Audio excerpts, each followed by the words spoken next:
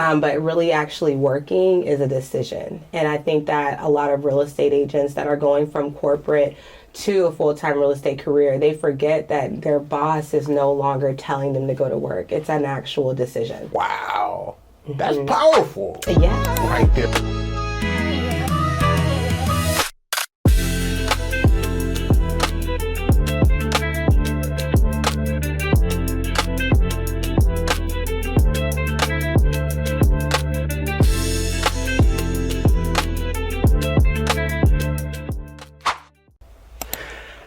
Good afternoon, everyone. Brian Smith here on another episode of the Entrepreneur Blueprint. I am really excited today because we have an amazing guest with us. We have commercial real estate broker. We got Miss LaTasha Price in the house. Yes. Welcome. Thank you.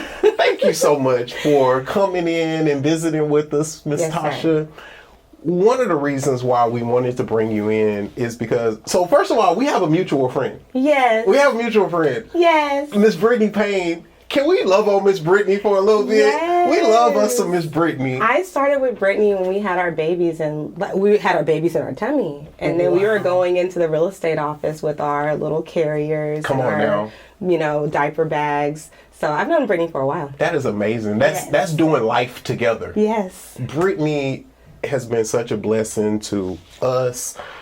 Personally, professionally, we love Brittany. And my business too. Amen. She's my partner. Amen. Amen. So we're going to get into it. So, but one of the reasons why we wanted to bring you on is because we just have so much respect for you. So, I mean, your energy is amazing. Thank you. And we wanted to bring you on and talk about your story and your journey. Yes.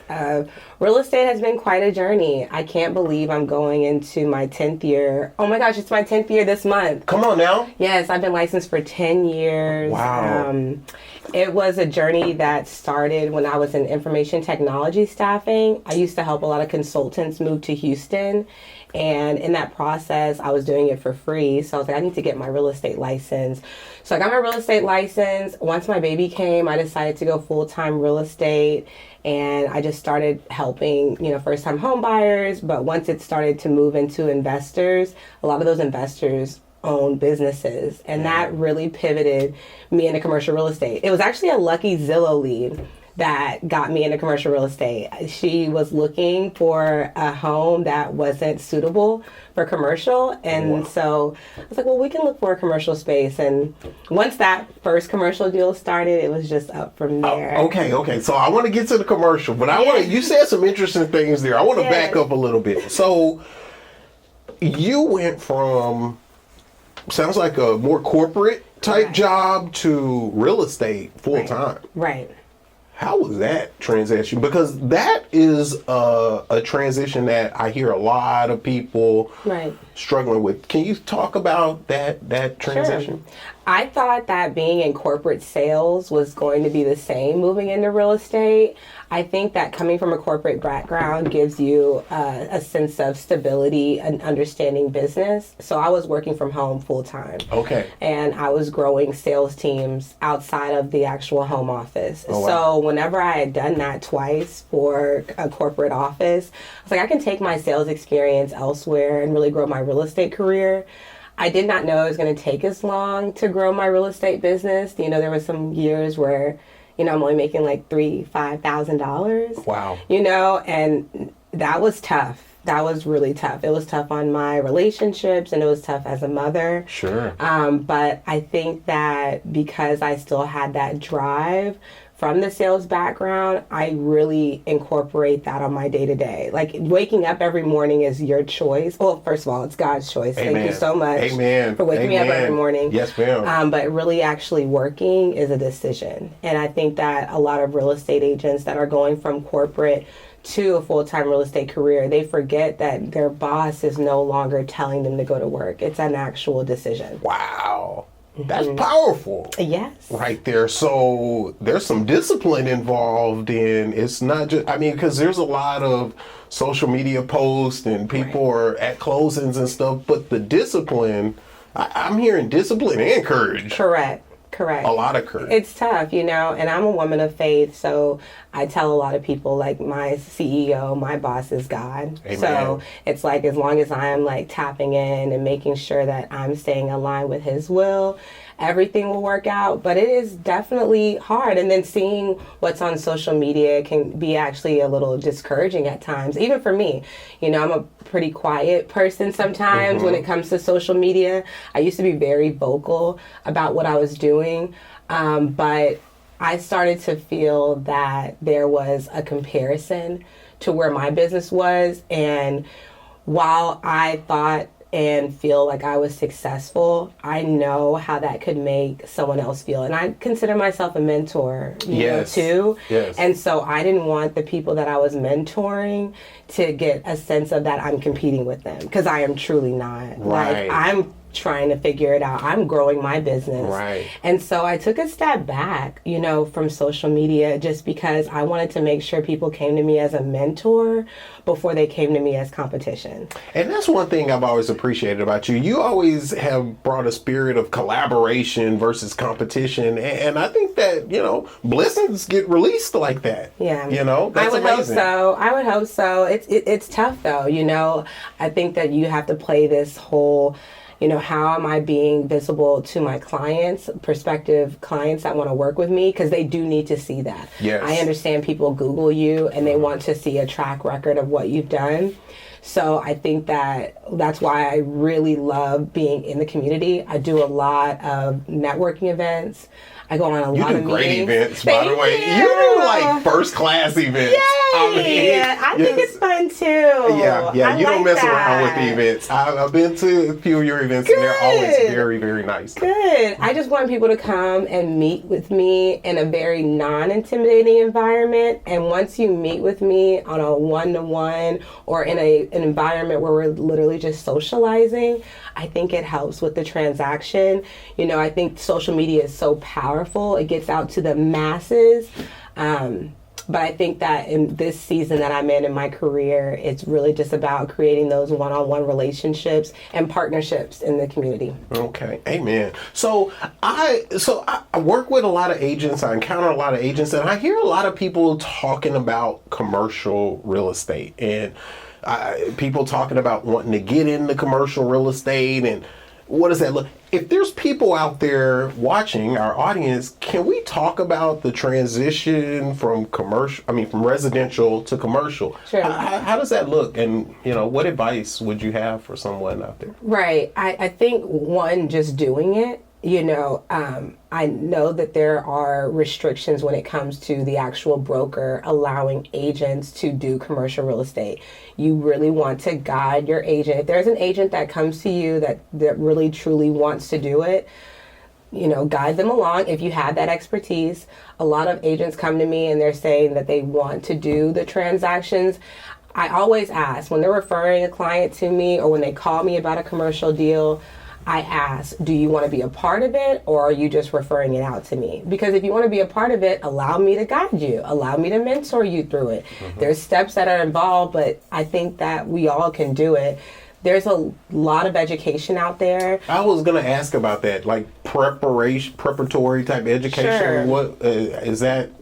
What does that look like? It's helpful. Okay. But it truly, you do need to do it. Like, once you learn that education, whether that's through HAR, Champions, CCIM, once you have that education, you really need to apply it. Mm-hmm. So I did a lot of education, but it truly did not make sense until I started to really work the transaction. Mm-hmm. And, no one wants to not know. I think that there's like this intimidation where your clients come to you and you don't want to know, you don't want to seem that you are not educated enough to know. Mm-hmm. But that goes into the fact that you do need to collaborate. You do need to be willing to work as a team, because where you might not know the answer, you have a partner, which could be me, could be your broker, that you can go to and get the actual answer. And so I do a lot of prep meetings before we go into it. I just think it's a matter of, yes, getting the education, but also being confident enough to say, okay, you know what? I'm going to align myself with someone that knows commercial real estate and stay committed to the transaction to the end. Wow, that's really good. That's really, really good. I mean, there's so much good there that you said. So, first of all, the education is one part, but then taking action is what I'm hearing you say is very important. So, if I'm an agent, I've been doing residential, maybe I do open houses to get clients or whatever. How do I meet a commercial lead? Yeah, you know what's I got the education. Right. Now what? Yeah. You know, what's so interesting is that there are a lot of business owners out there if you just ask. So I've been doing education once a month for commercial real estate. And one of them was qualifying a commercial lead or identifying a commercial lead. And so a lot of your residential clients, they might own businesses if you just open your mouth and ask, you know, if you're just having conversation and you bring up that, you know, so what do you do for work or what do you do for business? And like they just happen to tell you, oh, I have my own business. I have my own office space. Office is a low hanging fruit. I think it's a simple transaction. I do a lot more retail. So like shopping centers, storefronts. It's a little bit more in detail about that business owner because now there's a level of construction that has to happen.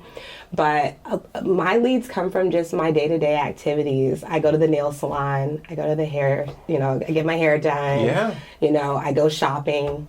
I go to the dentist's office. It's pretty, you know, it's easy to meet a business owner. I heard someone say one time that real estate is a contact sport. You gotta be amongst the people because there's things happening out there. Right. And I think that is a big thing for me. I'm really not afraid to pick up the phone and talk to people. You know, I pay for a lot of resources in commercial real estate. And so majority of my leads have come from, I call them warm calls. I don't call anything a cold call because by the end of it, we're going to know each other a little bit further. Yeah. So I'm meeting a lot of business owners that are coming up for renewal in their leases. Okay. And so my properties are around Fulshire, Katy, and Cypress area. So I do need to focus on business owners that are in those areas. And I call them, see if they are up for renewal and put my properties in front of them, whether that's an office condo or a retail center.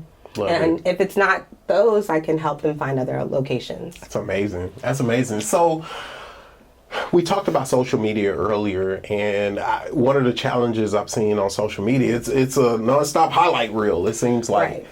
And I think we want to, what are the challenges?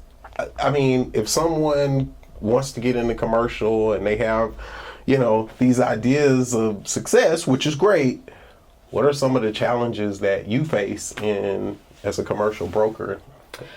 I think that commercial clients have a different level of professionalism that they expect from their broker. And so I have to be really cognizant of that. You know, while residential is very pretty, you know, you can see a finished home and you can walk through that home. And I think that that's a marketable way of getting yourself out there on social media. I think commercial real estate is a lot more math focused. It's a lot more deal structure. So there's a lot of things that I do on my day-to-day that is in front of a computer, in front of a calculator, in front of an Excel spreadsheet, on the phone with attorneys, on the phone with property owners. Wow. And so it's not as glamorous and it's way more analytical. Wow. So I think that can be a challenge when it comes to social media and marketing. I do a lot of property tours, but if it's built out, that's a little bit better. Okay. But majority of my spaces are, you know, shell spaces. I'm just worried about getting bit by a black widow spider. Honestly, I'm just like looking around like, please. I don't want to get bit or like attacked by something. I don't want it either. I've heard people ask me, "Oh, Brian, you're okay with going in attics and houses?" I am, but I'm not okay with like pests and stuff like that. Have you seen a pest? I've seen some stuff in these houses. You know oh my gosh, I'm so scared. I'm like, well, it's all good.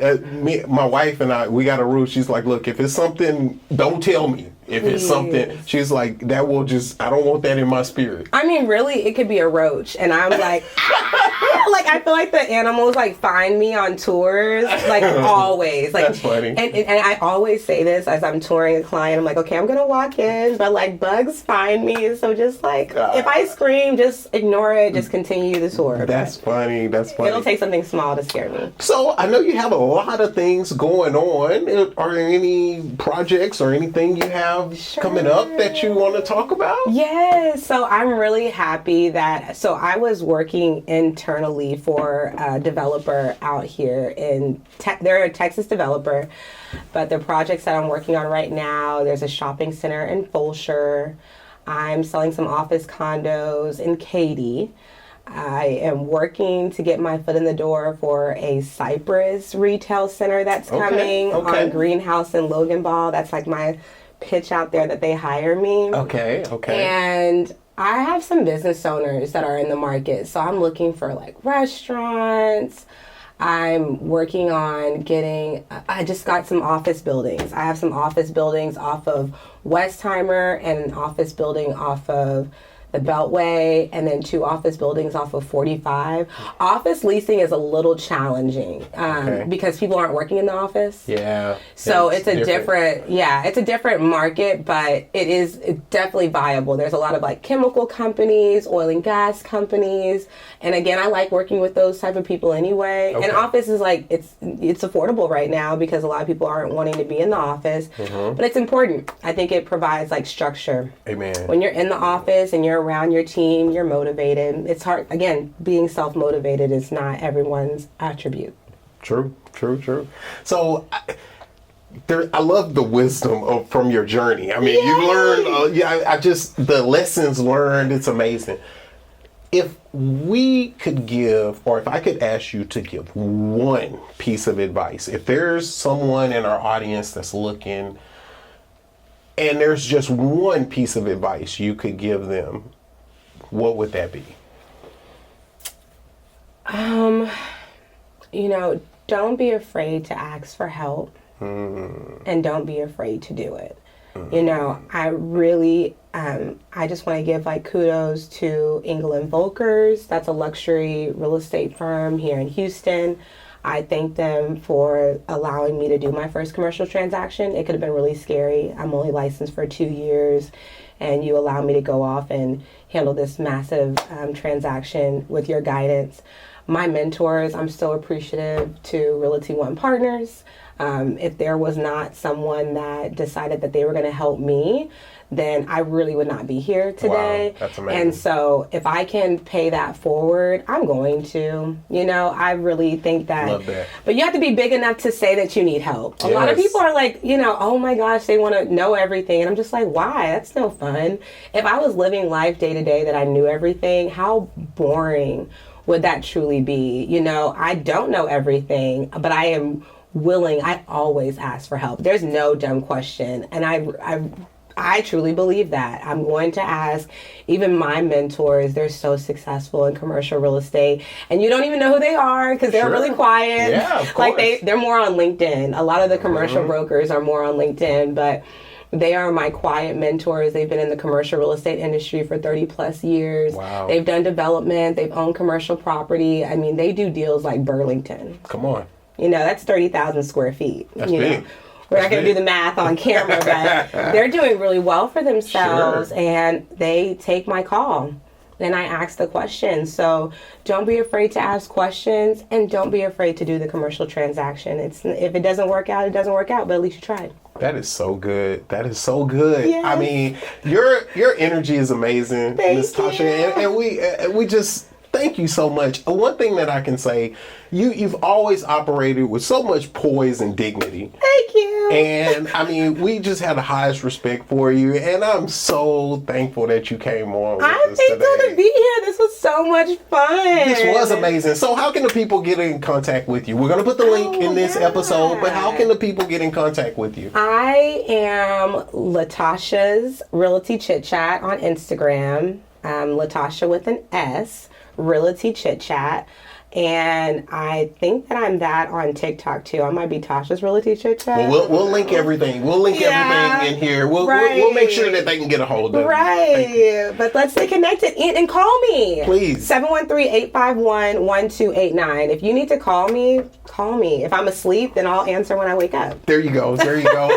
You guys heard it here first. On the Entrepreneur Blueprint, we're live here in Houston, Texas with Miss LaTasha Price. Thank you so much. Thank you. You guys tune in again next time for the Entrepreneur Blueprint. We'll see you guys next time.